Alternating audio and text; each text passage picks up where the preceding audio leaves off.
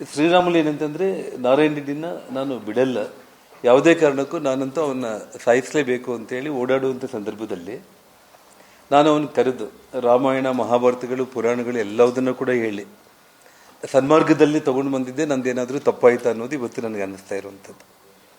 ಅಂದರೆ ಒಂದ್ಸಲ ಕ್ರೈಮಲ್ಲಿ ನೀನು ಇನ್ವಾಲ್ವ್ ಆದೆ ಅಂತಂದರೆ ಬೆಳೀಲಿಕ್ಕಾಗಲ್ಲ. ನಿನ್ನ ಒಬ್ಬ ಆನೆ ರೀತಿಯಲ್ಲಿ ನಾವು ಬೆಳೆಸಿ ಅವ್ರು ನಿನ್ನ ಕಣ್ಮುಂದೆ ಇರುವೆಗಳ ಥರ ಕಾಣಬೇಕು ನಿನಗೆ. ಅದು ಜಗತ್ತು ಮೆಚ್ಕೊಳ್ಳುವಂಥ ಕೆಲಸ ಆಗುತ್ತೆ. ಯಾವಾಗಾದ್ರೂ ಕೂಡ ಒಬ್ಬ ಮನುಷ್ಯನ ಪ್ರಾಣನ ತೆಗಿಬೇಕು ಅಂತಂದರೆ ಭಗವಂತ ಪ್ರಾಣ ಕೊಡ್ತಾನೆ, ಭಗವಂತನೇ ಪ್ರಾಣ ತಕ್ಕೊಂಡು ಹೋಗಬೇಕು. ನಾವು ಒಬ್ಬ ಮನುಷ್ಯನ ಕೊಲೆ ಮಾಡೋದಂತೆಲ್ಲ ಅವ್ರು ಮಾಡ್ಕೊಂಡಿರೋದು ಪಾಪ, ಆ ಕರ್ಮ ಅವ್ರು ಅನುಭವಿಸ್ತಾರೆ.